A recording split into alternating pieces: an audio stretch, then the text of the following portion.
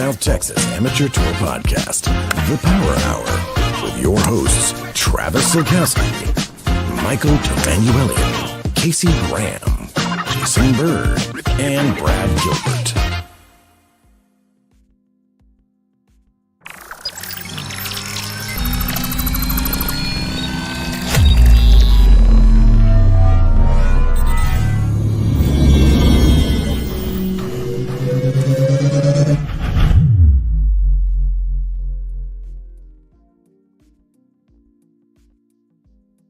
Good evening, South Texas Amateur Golf Tour. Hope everyone's having a great night. Welcome to the Power Hour. It is 7:02 on Wednesday night. It is July 9th, if you can believe it. We are pretty much halfway through the year. We're more than halfway through the year now. We are halfway through the spring-summer season, if you can believe that. It is going crazy. Things are going off. We got plenty of golf to play, plenty of things to discuss. We have not been on in a little while, but we have some stuff to cover tonight. We're going to talk a little bit about the Riverside two-person, two-day event, recap that a little bit. We have also got to talk about this past weekend. Talk about this past weekend at Brack. What a great weekend of golf. We have some fun stats to talk about from Brack. Really, really cool. So, looking forward to sitting here tonight talking with everybody. It's been a minute. Everyone join me in welcoming back to the show. You know, we have a very long opening show. Opening credits, and it talks a lot about people that are on the show, and really none of them are on the show anymore. It's really just me. But welcoming back to the show, special guest / host, I guess technically. I don't know what he does anymore. If whatever. Welcome Travis Silkowski to the show. Cannot hear you. Is your volume on?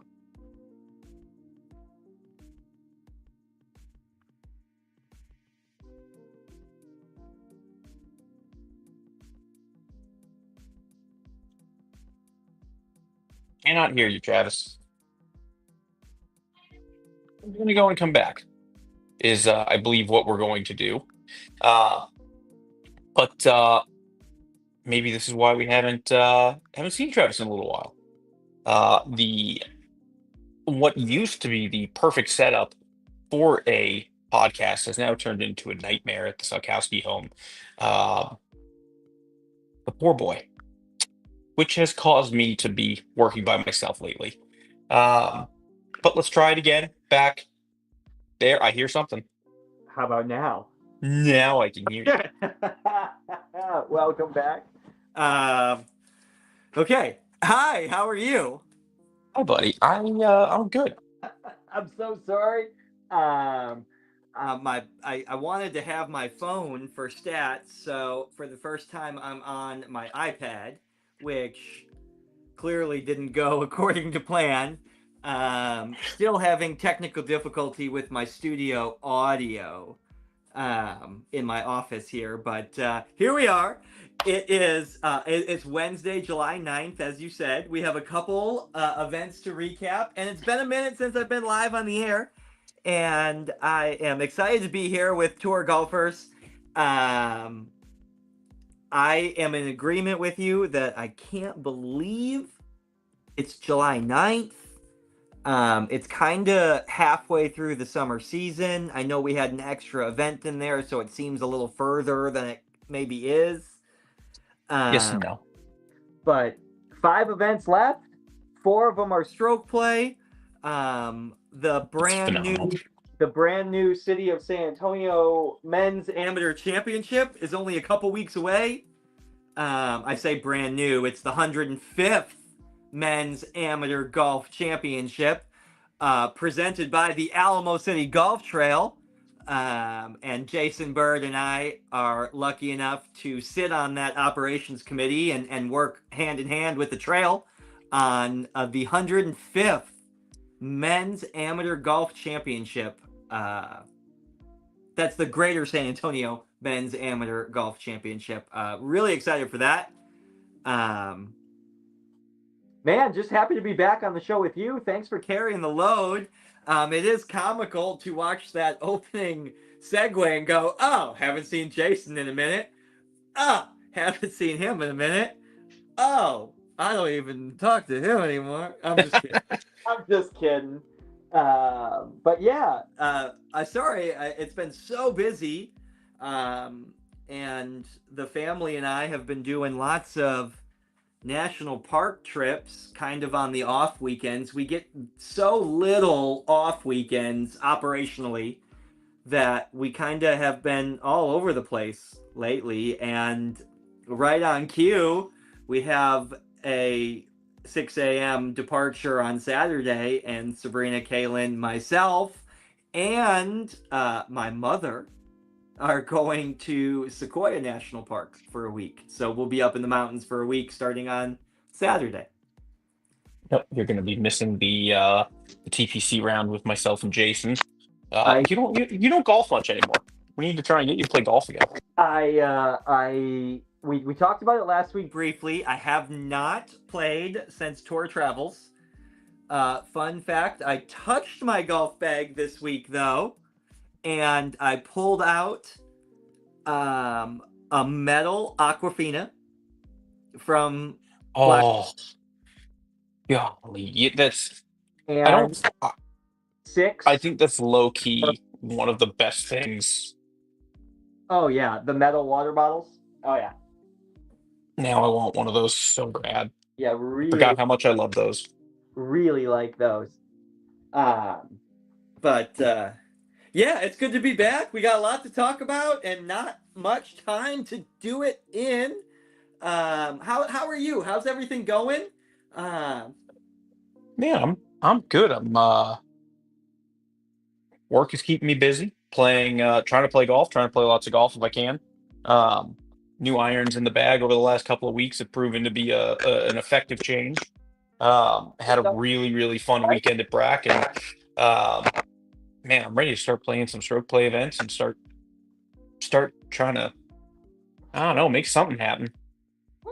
Well, we got new point standings to talk about and two events to recap. So I will follow your lead, sir, and you let me know when you want some color commentary. Let's dive into the Riverside 2-person Riverside. alt shot and best ball. Yeah.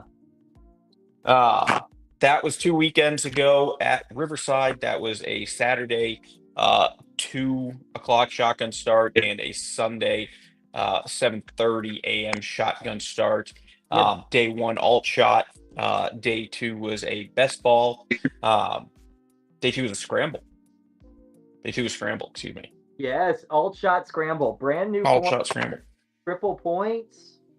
You know, it's been a very mild summer, and I really have liked the couple afternoon shotgun starts that we have done this year. From a tournament logistics standpoint, the trail gets their open play in the morning, and we had an awesome shotgun in the afternoon, and it didn't seem that hot. And I think, I said this weekend, this past weekend too, even the 7:30 shotgun at Brack. I mean, every group played in under 5 hours. Oh yeah, once we get to Brack, we'll highlight pace of play for sure. It was best place to play of the year. Yeah, it was incredible. Yeah. I think everyone's been doing a good job with that too. I think that's, we've kind of harped on it over the years of like, hey, like here's pace of play. Like we got to make sure we got to keep this up. Come on, let's do these things.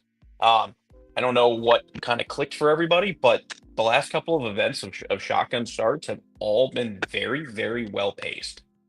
Yeah, super happy. I have found a difficult thing for me is the last 3 tournament rounds have been shotguns.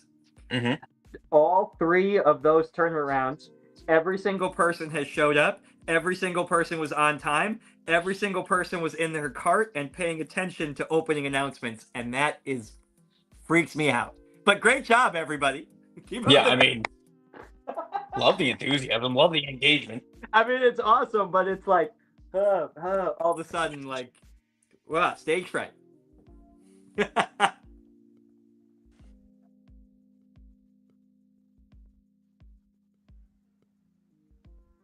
Oh, where'd you go?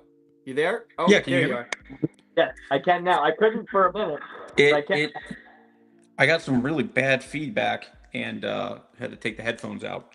Um, but yeah, I mean, absolutely crazy. So let's talk a little bit about Riverside. Talk about scores, talk about winners. Golf course itself was in amazing shape. Um, Oh, what a turnaround! what a What a what a validation in changing that tournament date and moving it, oh yeah, not canceling, but postponing but postponing. or rescheduling an event is a monumental decision. Operationally and logistically, it's a nightmare. Fantastic job done by everybody who signed up for that event in March, and we finally got it in July.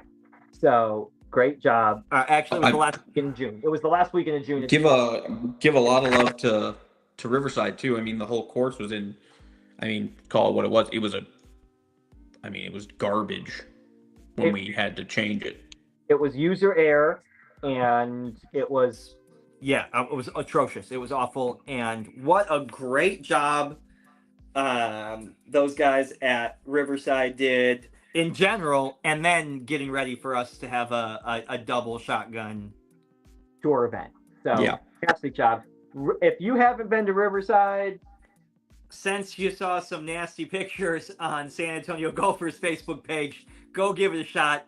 It's pretty good. As a matter of fact, the tour is back there for a stroke play event in 2 weeks, 2 weeks. Yep. which will be a lot of fun. I'm excited. Hopefully, the greens will be a little bit faster. They'll have them running a little bit smoother. But I mean, in general, the whole course was pretty immaculate. So I'm excited to get back out there and see it. So let's talk about those winners. Let's talk about those winners and those This losers. one of the funnier ones on the website and Golf Genius, because it was a new format and it was a partner event that changed formats day to day. We used the paper scoreboards as the official leaderboards. Golf Genius is still there and it gives you round one scorecard and round two's scorecard, but the official results are on the website in the picture location. Yep. So starting in second flight, um, Jacob.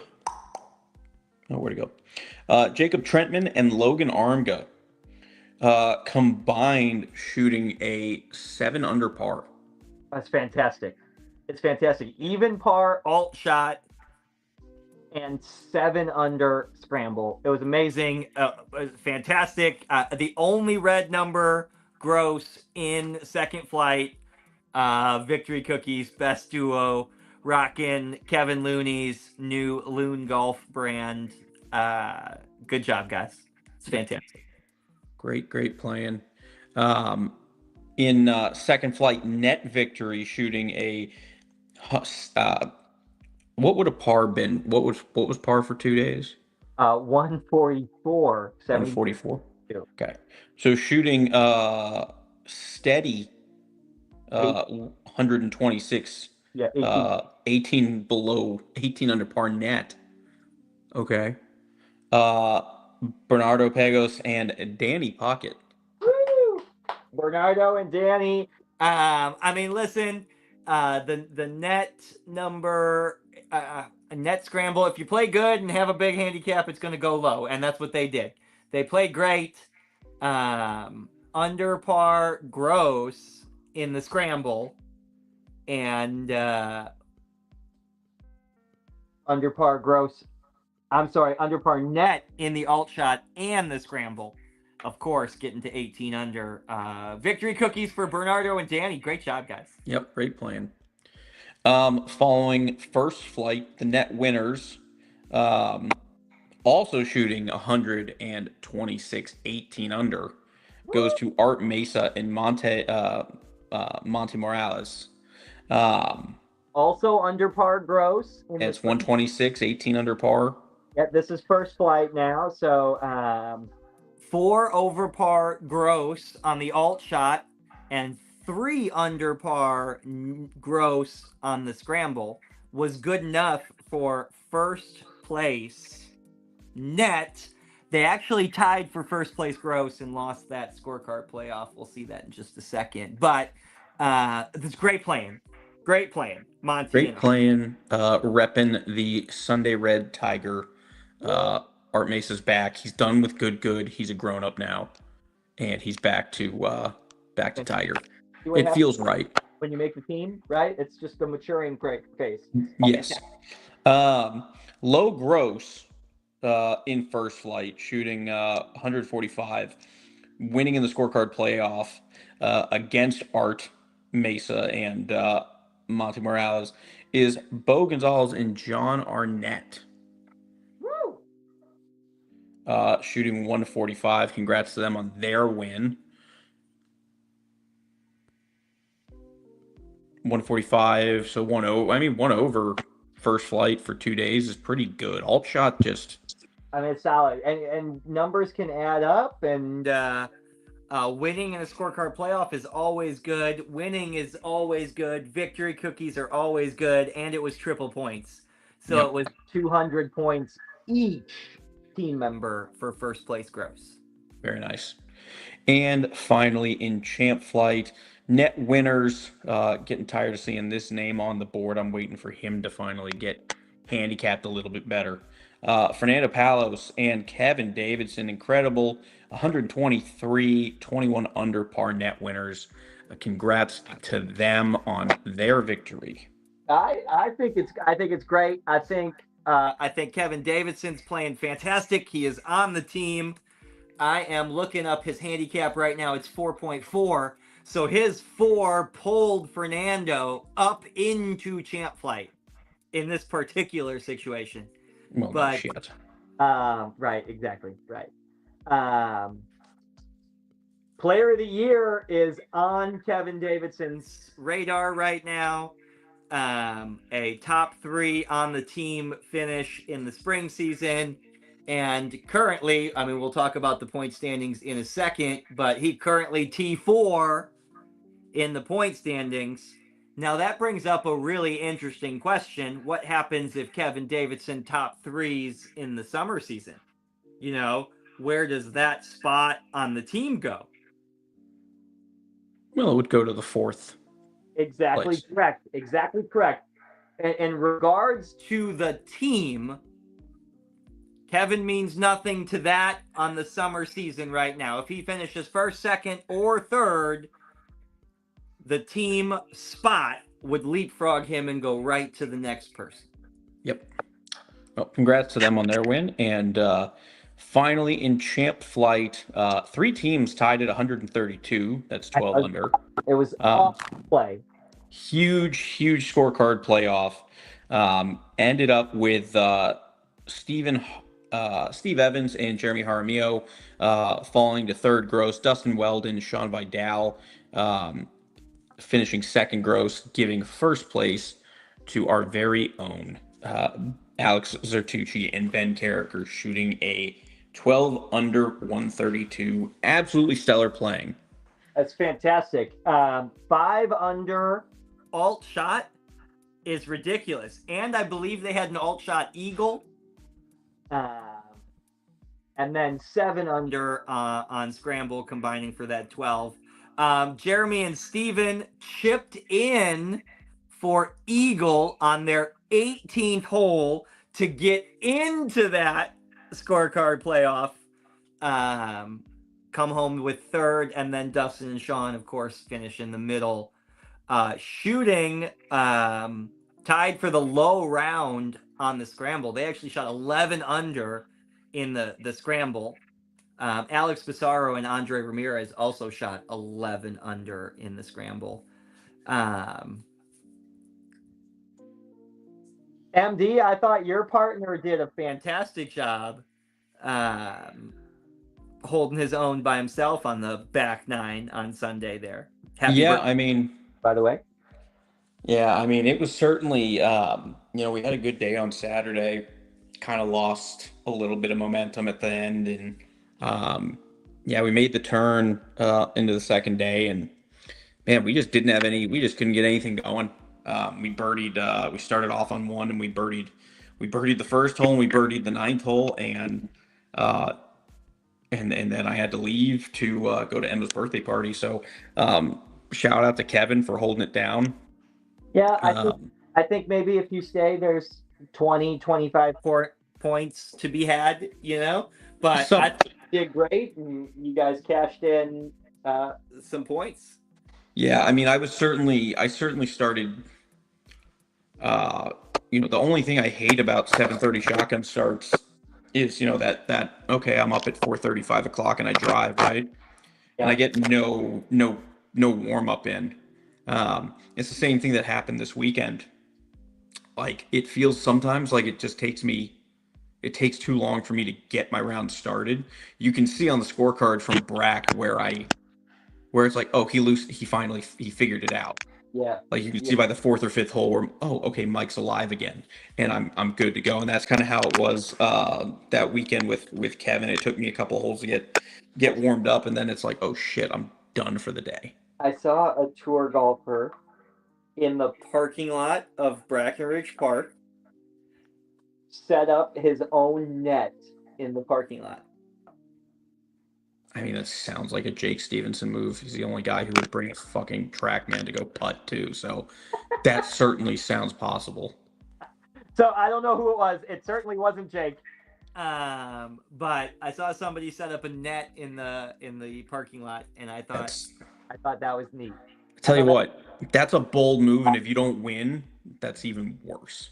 well, I I don't guess. care how I ended up like I ended up swinging. I used a swing trainer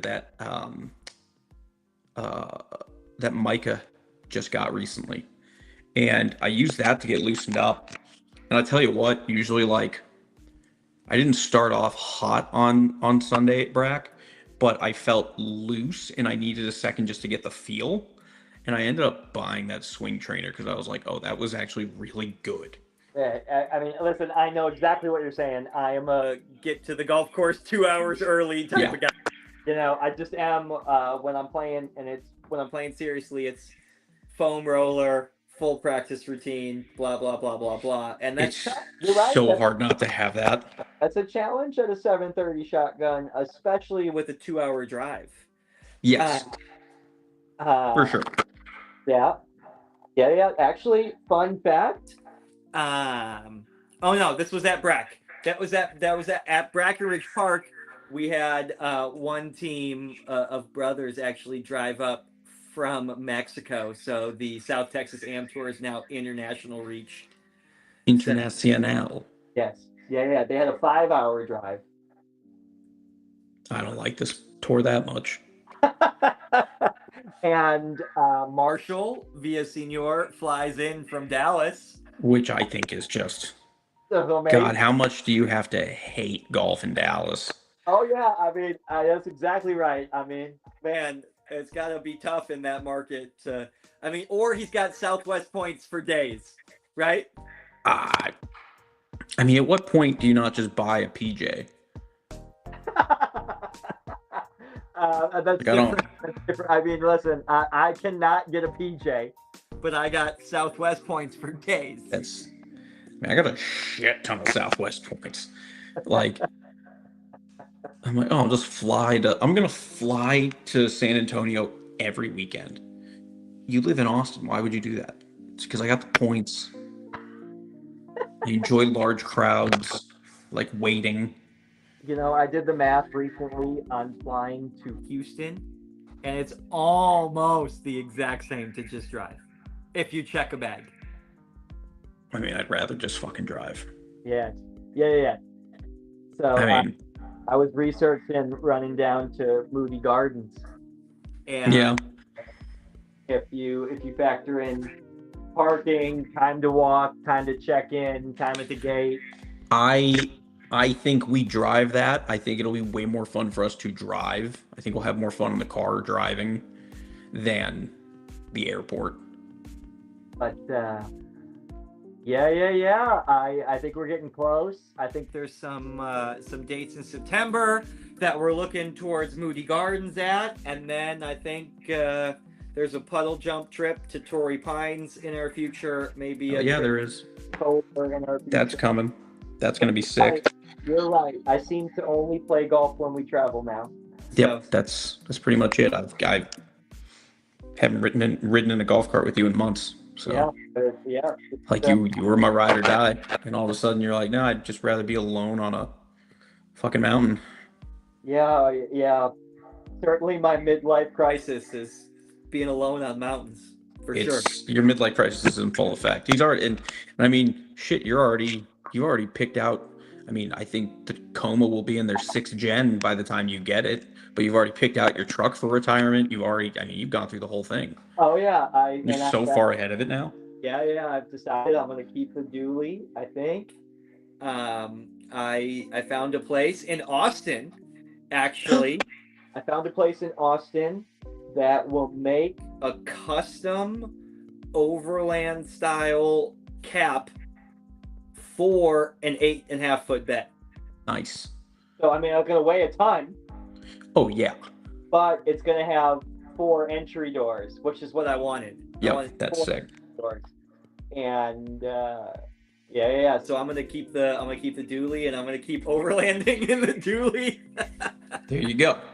All right, let's talk about Brack. Do you want to talk about fun stats at Brack first, or do you want to talk about winners? Let's talk about stats first, and let's talk about another golf course that maybe hasn't been in the best course condition in a while. That's made a great comeback. I really want to highlight that it really felt like Brack had turned the corner. Now we've gotten a buttload of rain recently and flushed that salt water out of there. And I just hope that experiment at Willow goes well, because we'll see past Palm greens at Brack, I bet. Yeah. But I felt like Brack's course conditions turned the corner, and it's going to be a great summer and fall at Brackenridge Park. I agree. I thought the course was in pretty okay condition. I thought the greens rolled slow, but they rolled really pure. Like I was pleasantly surprised, like how good they held on their lines. Fairways were pretty okay. I mean, there wasn't really anything bad about the course. Everything was really, really solid. I was really happy to see it. And if I'm going to be nitpicky, I wish they would have just taken a blower to the greens, but it's a 730 shotgun. So yeah, they got Jew whipped, but maybe not buffalo blown. But yeah. And Brackenridge Park has a new PGA head golf professional. His name is Trey Guinness, and he has worked in the area before and is a solid PGA professional, and he's going to be an asset to the trail, and that moves another PGA professional from Brackenridge Park to Olmos. Charlie's now running Olmos, Charlie Craig, and the list of PGA professionals employed with the trail grows. And I think those letters are so important to golf operations everywhere, and it's really night and day when you get a course manager and a head golf professional who has those letters behind his name and really, at the end of the day, gives a shit. And really excited to see him in action, and wish him the best of the luck, and congratulations to Trail for nabbing him. Yep, awesome. Stats, what we got? We got Brackenridge Park 2-person team best ball, 4-ball, shotgun start, 4 flights. 4 flights, yes. And good course conditions. What about the whole locations course setup, MD? What you think? I love the whole locations. A little bit more gettable at times. especially on the front? I felt like the pins on the front. I mean, there were some different pins out there. I think some different pins from what we usually see. Like, I don't think everyone's used to seeing number one sitting way back on the back side. I don't think people are used to seeing. Like, I can't remember. I can't. And to be fair, it's also the same. It's also just what greens we've had to work with. A lot of it's been about picking what's been right. Yeah, picking the best turf grass location. It's been redundant. Because I mean, because one was kind of different. Number 3 was certainly different. We haven't played it far left in forever. Same thing. I don't think we've really seen it up front much on 5. We haven't seen it. Right. We haven't seen it really tucked back on 6. We haven't seen it. Or excuse me, on 7. 8, I haven't seen it up front in a while. I feel like 9 in that back left. I hadn't seen it there in a while. It was awesome for the setup committee to be able to pick hole locations based on playability versus turf grass condition only. Yeah. So that was really cool to stay in a rotation and kind of create something better, right? Yeah. I mean, the back 9, I think, was perfectly fine. I mean, very Sunday at Brack pins, I think. I always love 14 playing at the very back of that green. I like, because that hole is a scorecard playoff hole so often, right? Number 6 is the number 1 handicap hole on paper. For only one reason. And I get that greenside bunker, or not the greenside bunker, but the fairway bunker nabs a lot of 18 handicaps. I get it. Get it. And the discrepancy there, I get it completely. But there's a lot of pushes, scorecard playoff on that hole. Yeah. So 14, I love when the setup committee sets up 14 long, right? Yeah. Back tee box, back flag adds 25 yards to that hole. I mean, that was 14 was the number one hardest hole on course that day, averaging a 5.2 or 5.02. Averaging a bogey for the field. Now these stats that we're going to read here are a little skewed because they're the good scores. They're the scores that counted. Yes. So they're anyone who picked up and didn't take it. Yeah. So anyone who didn't finish the hole. So essentially, it's 50% of the standard defense, right? We're missing half of the data. So every number that we're going to spit out would increase with all of the data. Yeah. 14 played the number 1 hardest hole. Only one birdie on 14. Who was that? Only one birdie on 14. Hi. That was a driver 8-iron to 3 feet and bang it home. That was in the middle of my birdie stretch. I had played 10 holes where I didn't have a par, and it was all birdies and bogeys. It was great. For the entire field, 24. The best score taken on every hole from every team, all 18 holes averaged over par. Yeah. How crazy is that? I mean, certainly, I don't know, that's certainly kind of a scary thing. I didn't feel like every hole had at least one birdie. Yep. Number 7 had 2 birdies. Number 10 had 3 birdies. Number 18 and number 6 had 4 birdies, and then it jumped up from there. But every hole had at least an other, which I think is awesome. And not a lot of eagles. Only one eagle on hole number 3, and then on 13 only 2 eagles, so 3 eagles total. I watched one of those eagles. Ben Carricker went driver, then went long over the green on 13 on the back and over the cart path towards the fence, and he just dinked this little chip. I don't remember what he described it as, but either way, he said it was his first chip in a while, and I'm like, that doesn't sound right. But he chipped in for eagle, which was great. Alex was putting for eagle, and he was able to go look at Alex and say, just pick your shit up. I don't need it. Because Bertucci played out of his freaking mind. Yeah, he's staying like 66 on his own ball. Our group had so much fun because I think I had 6 birdies. I think he had 6 birdies, 7 birdies. Ben had an eagle and a birdie in there. Ty Arnett had a birdie or two in there. Like, it was stupid. Awesome. It's fun when that happens, and it's a good format and a perfect course to do that on. So yeah.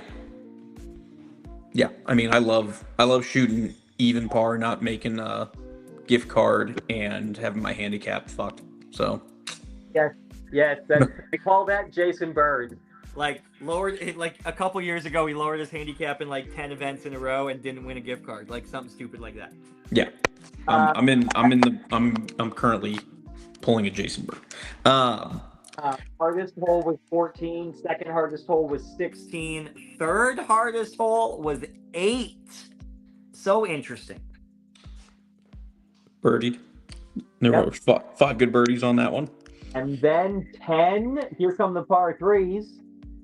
And then that back hole location on 7. So really, really, really good showing from Brackenridge Park.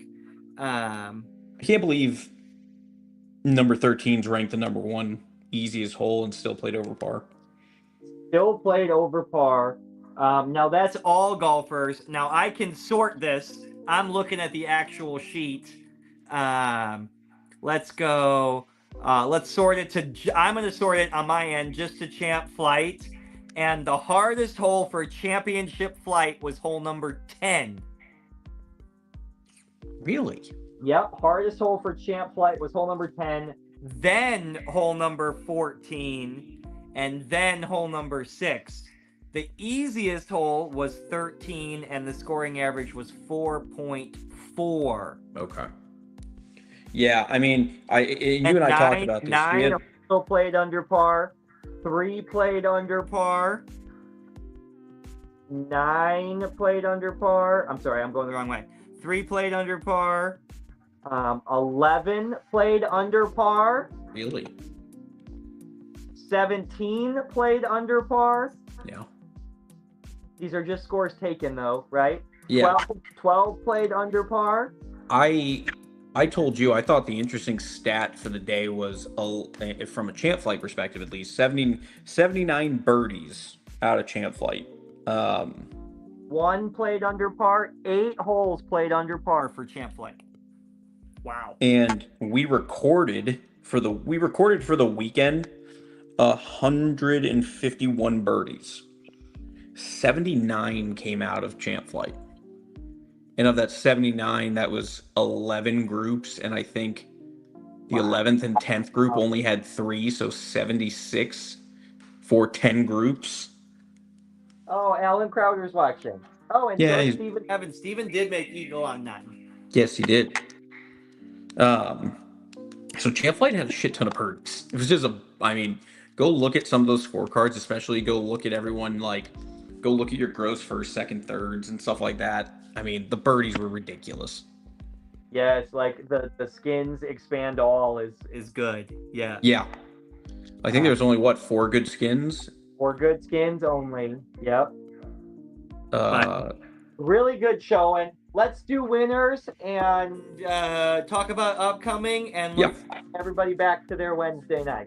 Yep, let's do it. Our stats for hours. Give me 1 second here. Let me pull up my notes. Okay. This one was regular Golf Genius, or Golf Genius distributed everything: points, skins, prize money, all of the above. So our net winner in third flight, shooting a handicap adjustment, 17 under par 54. Woo. Kendall Murray and Willie Nelson. Played great. Hammed and egged it great. 1, 2, 3, 4, 5. 5 par 2-dot eagles on their net scorecard. Jesus. Yeah, that's good. That equals winning. That's nice. Great job. Congrats to them on their victory. Oh shit.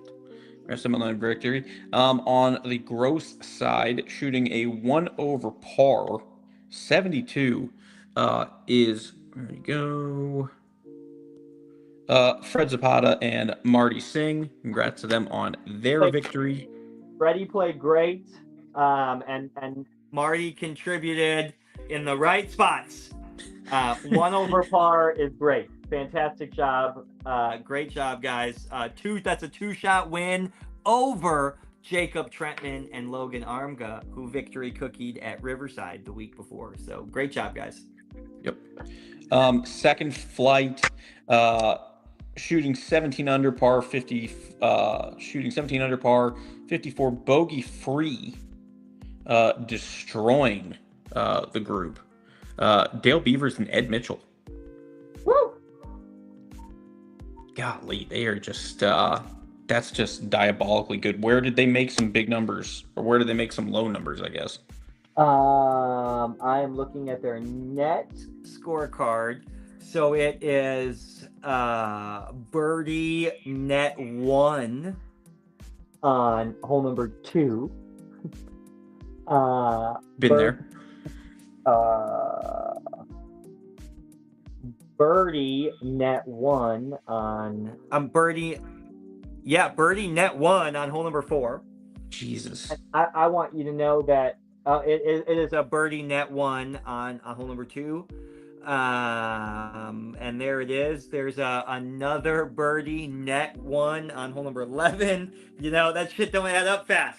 You know? Good Lord. 3 or 4 ones on the scorecard. Yeah, that'll drive some victories. And those are actually birdie net eagles, not which is the one on the par 3. Par 3s. Yeah. But the other one was just a net eagle. I'm sorry on that. I got excited. Second flight, gross champions, Jonathan Harder and Zach Nassitz, shooting 3 under 68, pretty solid there. Fantastic. Again, Hamden egged it just at the right time, and a couple birdies from Zach down the stretch, and solid par playing by Jonathan Harder. Harder Brothers on Apple Music. Really good playing. Outlasted Dean Chavez and Lee Mull, and Brad Gilbert and Brian Perlberg even par in second flight, didn't win a gift card. Jeez. Oh, great playing there. Out of first flight, net winners shooting 13 under par 58. That is Brian Washington and Ryan Vaughn. That is correct. Ryan Vaughn played great, and Brian contributed the handicap dots in the right spot. So it was a good recipe for their first victory cookies of the year too. They were excited, so that was awesome. They played great. Good dude. On the gross side, the father-son duo. I don't have their score in front of me, but the Sandovals. 4 under 67 was their gross winning score. Father, son, Bernie, Jason. Jason played great, and Bernie contributed once. He brought the vibes. Bernie brings the vibes. Yeah, it was awesome. It was awesome. Bernie birdied hole number 2. Bernie birdied. That's all that matters. Gross, going into champ flight, I'm going to do gross first because I don't have their picture. 10 under 61, Jeremy Harmio and Steven Evans. 9 birdies, 1 eagle. A little misstep on hole 15, but lots of bonus points and 2-shot victory. So congrats to them on their victory. And now first and second in the point standings after this win. There you go. And finally, on the net side, it was super tight, but making a back-to-back victory run. Net side, Alex Zertucci, Ben Carricker, 11 under par, shooting 60. I played with them. Absolutely fantastic golf. Yeah, and it was close on the net side. Greg Keogh and Jeffrey Wern were right there, one shot back. And then there were two teams at 8 under right there. Dennis Stanowski, Mark Kacheski, and Jake Stevenson and Trey Salinas were right there on the gross side as well, just behind Jeremy and Steven. Really tight golf, really good close golf down the stretch, the last two events. Really excited to get back to stroke play playing. Yeah, way beyond ready. Let's talk about the point standings. Point standings updated online, stxamtour.golf. Here is the updated top 10. We haven't seen this in a couple weeks, and this is the first time we've seen the movement category show up on this top 10. Following summer event number 3, the top 3 players qualify for the South Texas Match Play Challenge team. And this is your last opportunity to get on the team now before the playoffs start, is earning your way in the summer season. And it just allows you, these, in my opinion, the summer season, although right now we have Ty Arnett, Jeffrey Wern, and Kevin Davidson still playing, right? They've played in every event in the summer. Maybe not Ty, but Ty played this past weekend. But they're still playing, and they're still playing good golf, and they're going to keep their tournament level up. Historically, the spring qualifiers kind of peter off a little bit through summer, but those guys are playing strong. And in my opinion, the guys that qualify in the summer play the best in the playoffs and then play the best in the match play. So these are names to watch for. In first place, up 2 spots, Jeremy Jaramillo.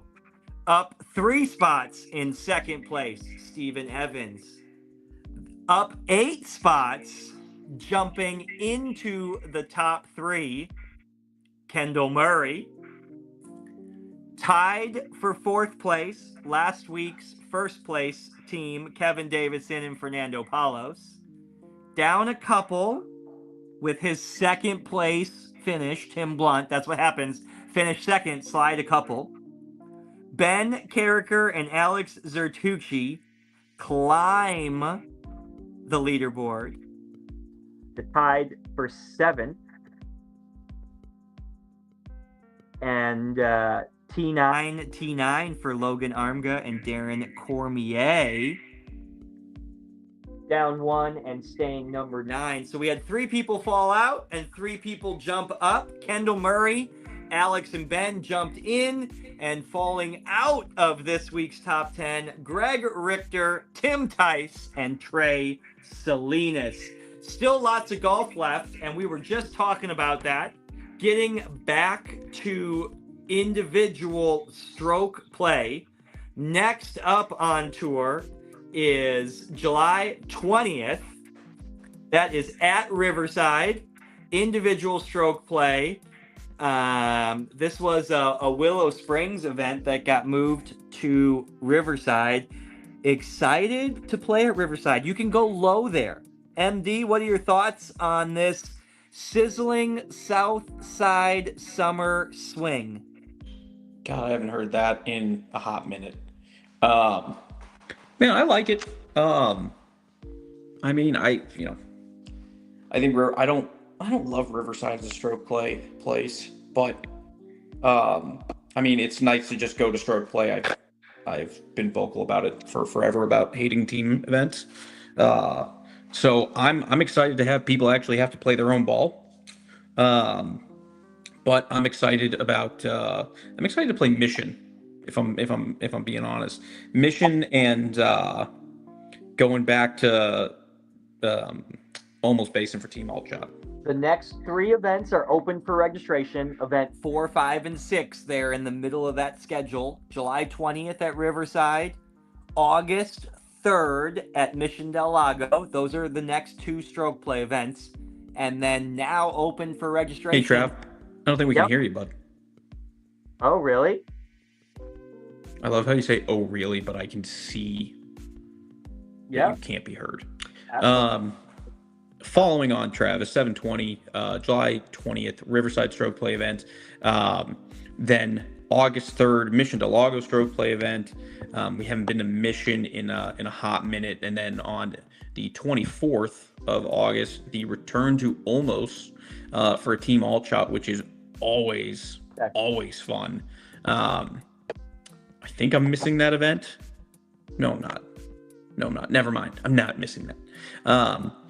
Almost based in team alt shot, and then the 6th at Brack Ridge Park Stroke Play event, and then we finish up. We are at Riverside for the PC Open, which is going to be freaking sick. Always nice to kind of finish up the season. Whether it's Brack, I would have loved to see Cedar make a low. Apparently everyone can hear you, Travis, but me. Oh, okay. It's me. Hi, I'm the problem. It's me.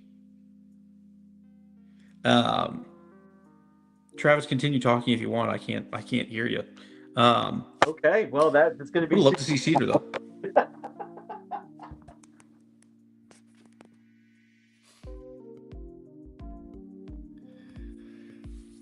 Fighting through a little technical difficulty, I guess we are. Oh my goodness, guys! Sorry about that. I'm gonna go ahead and get this picture down real quick. We will go ahead and wrap it up. I apologize for the nonsense here. I can't hear Travis. I assume people can still hear him. Travis, why don't you go ahead and speak? Fantastic. If y'all can hear me, thanks for watching. We can't wait to see you at Riverside in a couple weeks. www.stxamtour.golf is your home for amateur golf competition in the area. info@stxamtour.golf if you have any questions. MD, take us away, buddy. I assume Travis threw it over to me. I'm an amateur lip reader. Most of what I visually saw him do was nonsensical, but that's how Travis talks. So we'll call that par for the course. Guys, I do want to throw this back up again. The 105th Men's Amateur Golf Championship coming to San Antonio, or coming back to San Antonio where it belongs. The Cedar Creek Golf Course will be hosting it July 25th to the 27th. 54-hole stroke play event. Get signed up on the Alamo City Golf Trail website. That also includes a practice round. That's going to be awesome. If you were not aware of it, Travis and Jason have been asked by the city to come in. Darren, it is always in San Antonio, but back to the trail, back to a trail course. Travis and where's the senior AM event, Bob? I don't know. It's going to be at that's a great question for Travis Okowski. It's going to be at Riverside. Riverside. Yes, great job. I got it. The PC Open, professional lip reader. On our schedule, the PC Open moved 1 week earlier and moved to Riverside. In anticipation of the senior being there the next weekend. I don't know what the hell he said. I got Riverside. That was all I got out of it. Oh my goodness. I hope everyone's laughing. So frustrating. Oh my God. This is so frustrating. Guys, that kind of does it for us. Like I said, we still have events open for registration. head over to stxamtour.golf, get registered. 3 events currently open for registration. Make sure to get signed up. In between that, 105th men's amateur golf championship in San Antonio. Get registered for that. I know myself and a lot of the other tour members who are signed up for that. I'm looking forward to earning my amateur world golf ranking points and being ranked the 11th, 10,000th best golfer, amateur golfer in San Antonio or in the world. That will go on my LinkedIn page. And yeah, we appreciate everything. We love you guys. We'll let you get back to your Wednesday night. Thank you so much. Good night, everybody.